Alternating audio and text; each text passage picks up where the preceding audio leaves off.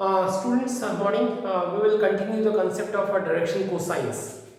I taught you in last lecture that when a line making angle alpha, beta, gamma with positive direction of x-axis, y-axis and z-axis, then cos alpha, cos beta and cos gamma are called direction cosine of the line. So I write here L equal to cos alpha, M equal to cos beta and N equal to cos gamma, where L, M, N are direction cosine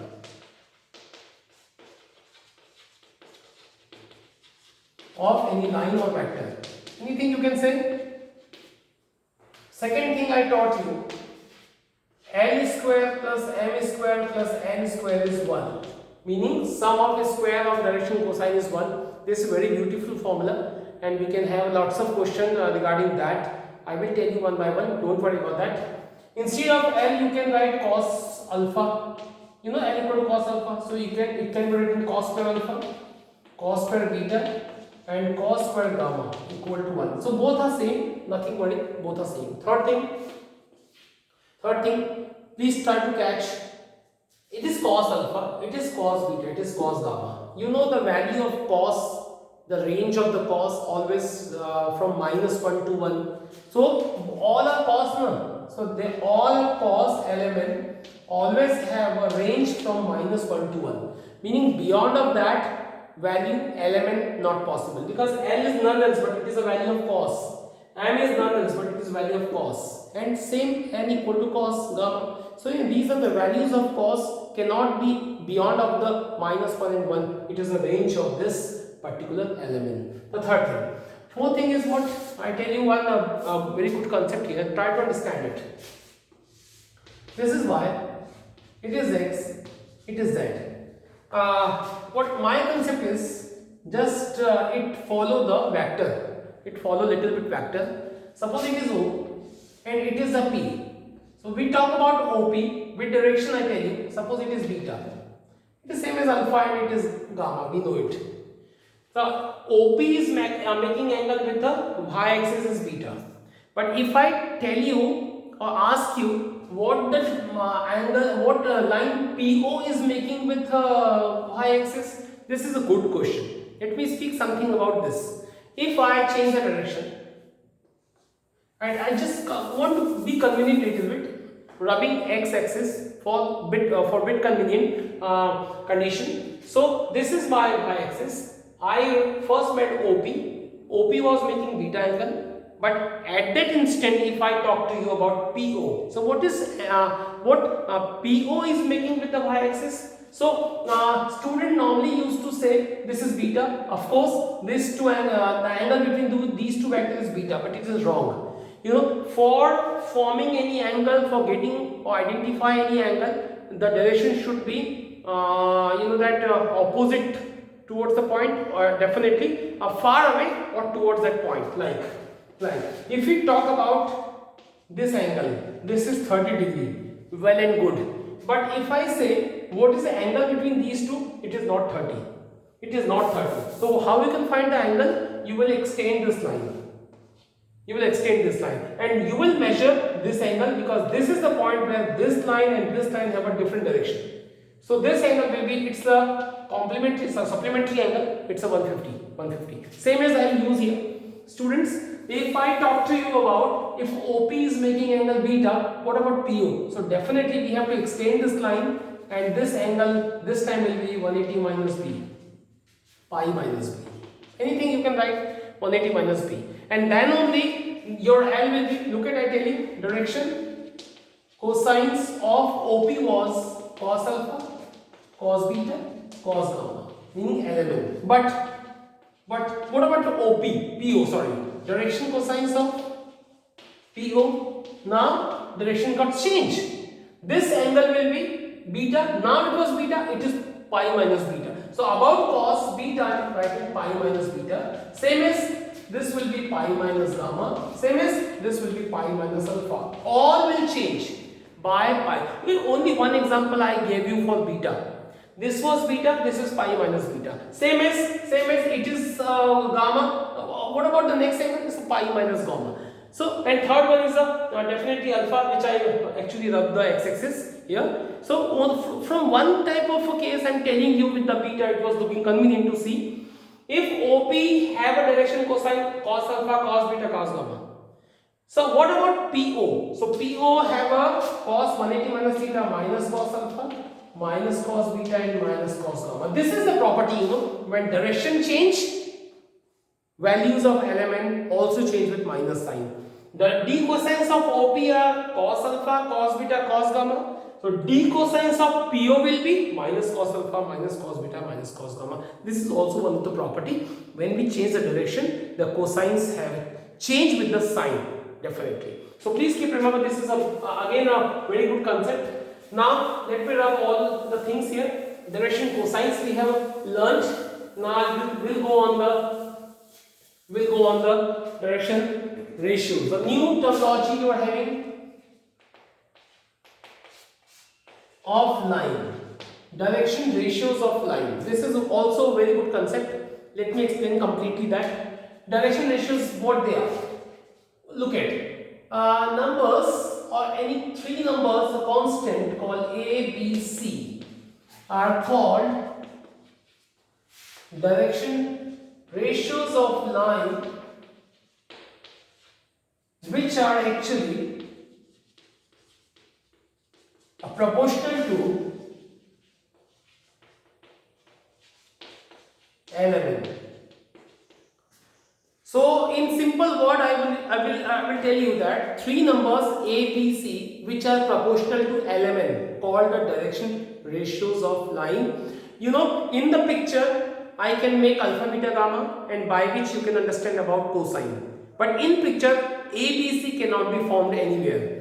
It is just depend on element. So keep remember, I am telling you L, M and N. Three number A, B and C. These number which are always proportional to element, this time this A, B, C called none else but direction ratios of line or vector. Anything you can use here. So please follow that terminology. This is very important thing. The three numbers which are proportional to element called direction ratios of a line or vector. We cannot represent or express or display in the picture where is ABC. So please follow the definition by same.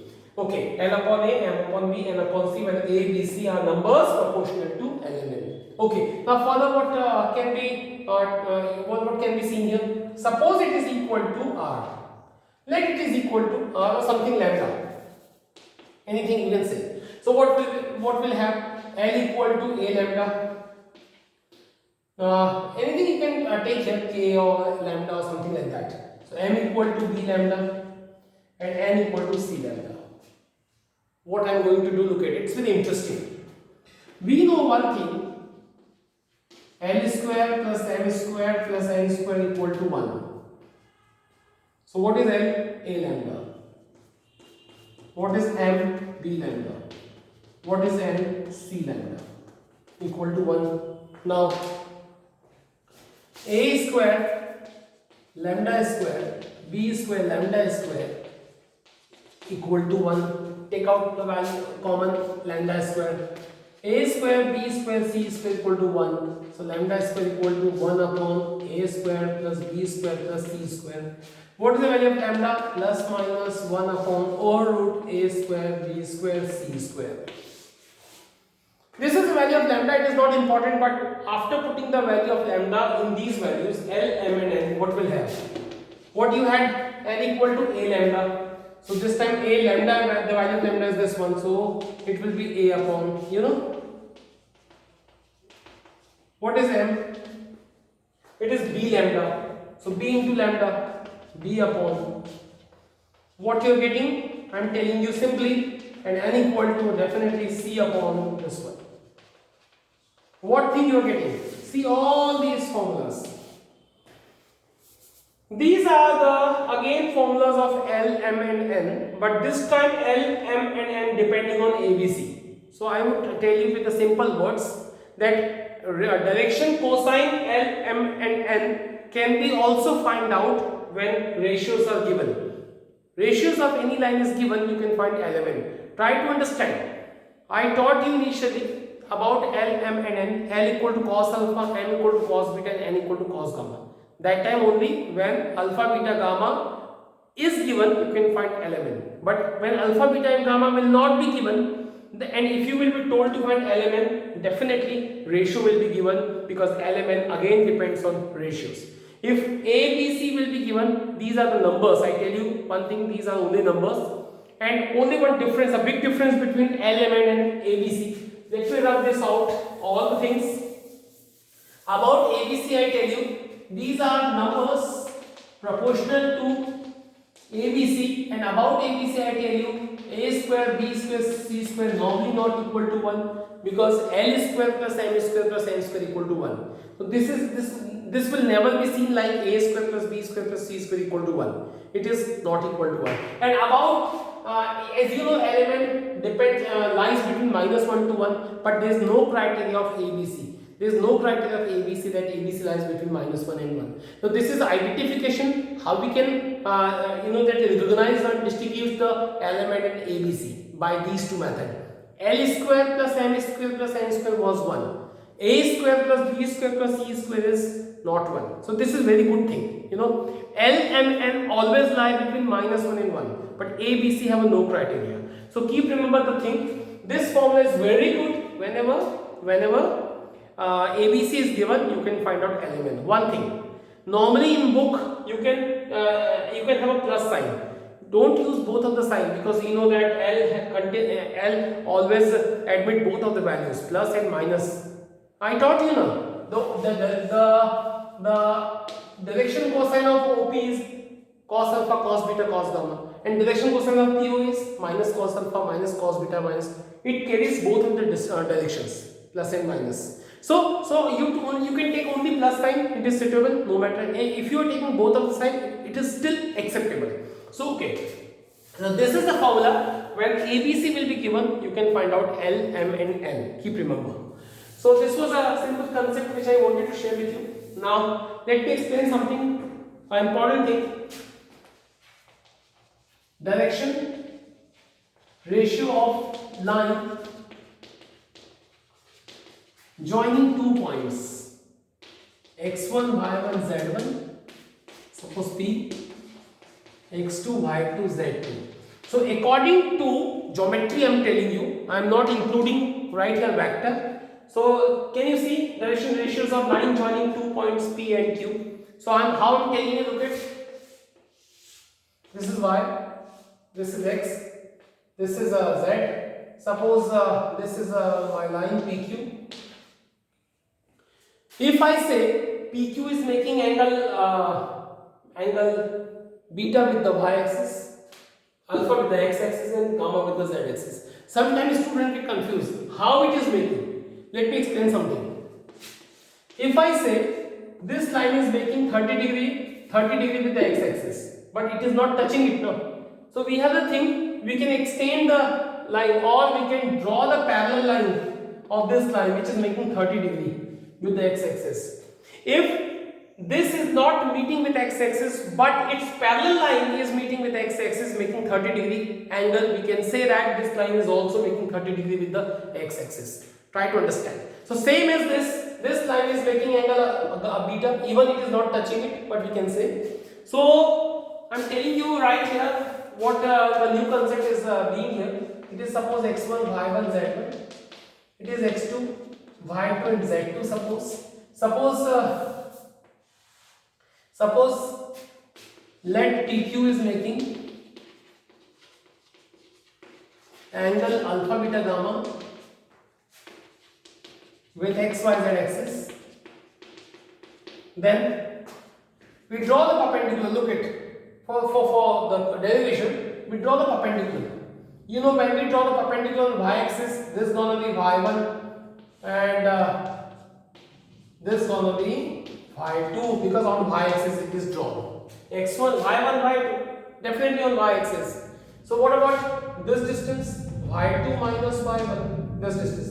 If I draw the parallel line, this is the line which is parallel to y axis and definitely perpendicular, suppose it is L. So I tell you one thing, very good thing. This line was making angle beta with the y axis, I wrote here. So this line will make beta also with this parallel line of the y-axis. Again I speak. This line is making beta with the y-axis. This line will definitely make a same angle with the line parallel to the y-axis. It is none else but it is a beta. It is beta. So okay, now I tell you something. It is y2 minus y1. It is also y2 minus y1 because of parallel and equal. And suppose it is a. So I use here in triangle. Suppose it is a PLQ. PLQ. I use a cos. You know cos equal to base upon hypotenuse. This is m. Y2 minus y1 upon base upon hypotenuse. This we have got. Now let me tell you the next thing. M upon y2 minus y1 equal to 1 upon r. Same is similarly. What can you get? You know, this is m upon y2 minus y1. We have done all the work on the y-axis. If I will do all the work on z-axis, what I will get? N upon z2 minus z1 equal to 1 upon r. And lastly on x-axis, I will get L upon x2 minus x1 equal to 1 upon r. Can you that combine all 1 upon r, 1 upon r, 1 upon. Can you compare? So you will have L upon x2 minus x1, m upon y2 minus y1, and n upon z2 minus z1. I combine all, I compare all. What you have obtained here? Can you see?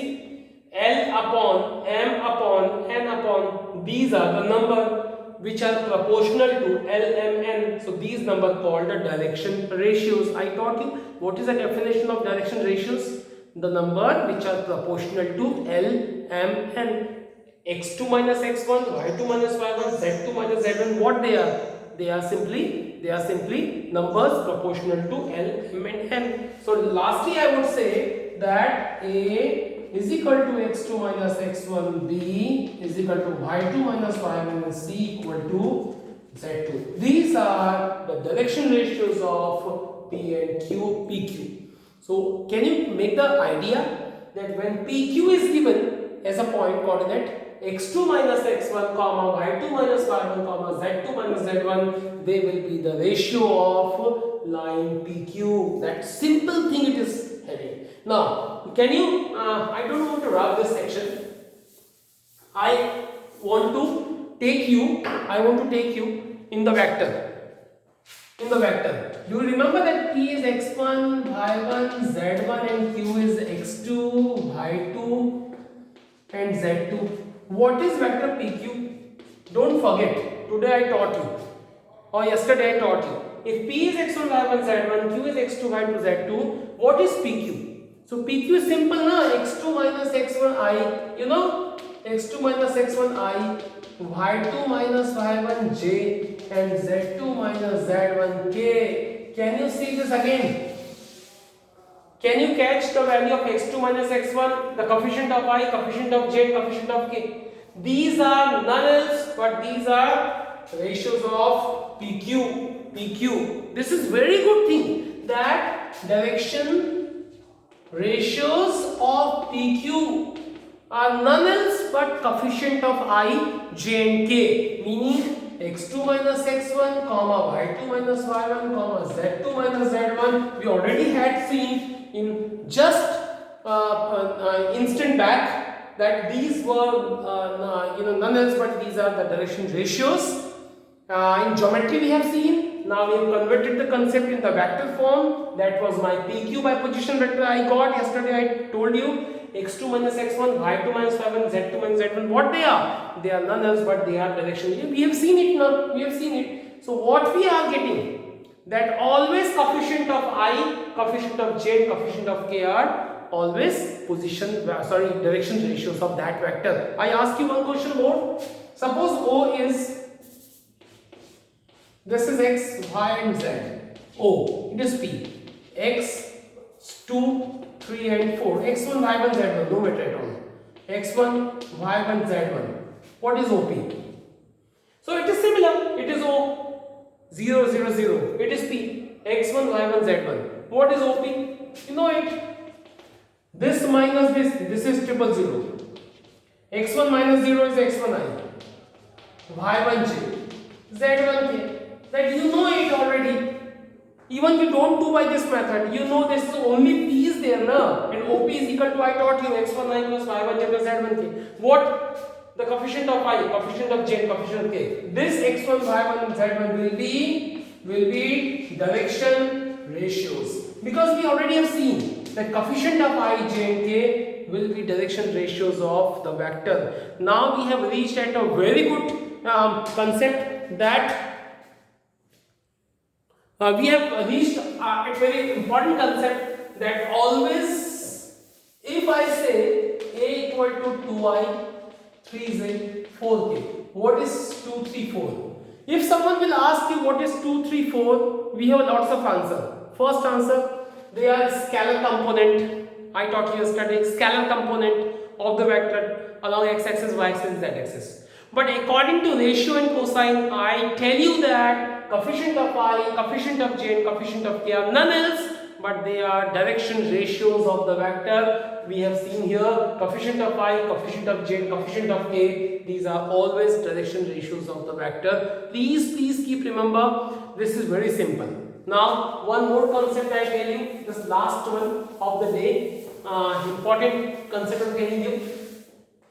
Look at, suppose you have any vector r equal to ai, bj and ck. Suppose this is a simple concept.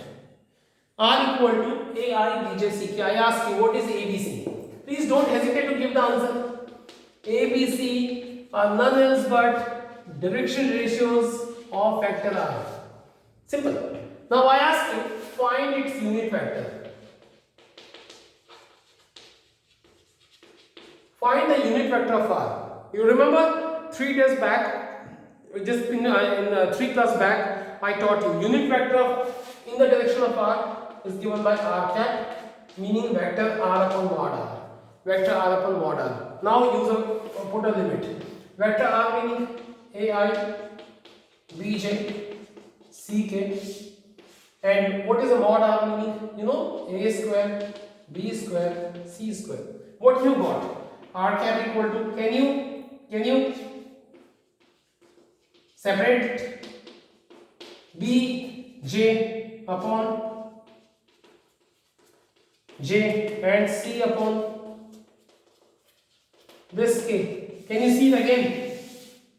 This R cap containing this I, this j, this k, a upon a square plus b square plus c square. We have seen it in, before of the class. You remember, when A, B, C are the ratio, what are the cosine? I taught you L equal to plus minus A upon, I taught you can take also plus sign. It is plus coming. You know, plus A upon A square, B square, C square, it is none else but it is L. So R cap equal to Li, it is Mj, it is Nk. What you have got, this is my R, this is my R cap. So make a map in your mind that in R, A, B, C are ratios, but in cap, L, M, N are cosines. In simple vector, coefficient of I, coefficient of j, coefficient of k are direction ratios, but in case of cap, it is the coefficient of I, coefficient of j, coefficient of k will be element. So whenever you want to find the cosine of any vector, you find its cap. Please remember my sentences as it is in a mind, that whenever you find ratio, without any hard work you can identify that A, B, C are the ratios. But if you want to find its cosine, what you will do? You will find its cap. And find whatever the cap is there, there is a formula vector upon mod r, and whatever the cap, you will find out the coefficient of ijk will be element. So hope students it was a good class. You know these concept whatever I taught you before the exercise, you know that it was very nice. Please watch the video twice and thrice. Still doubt, you're free to ask me. Thank you.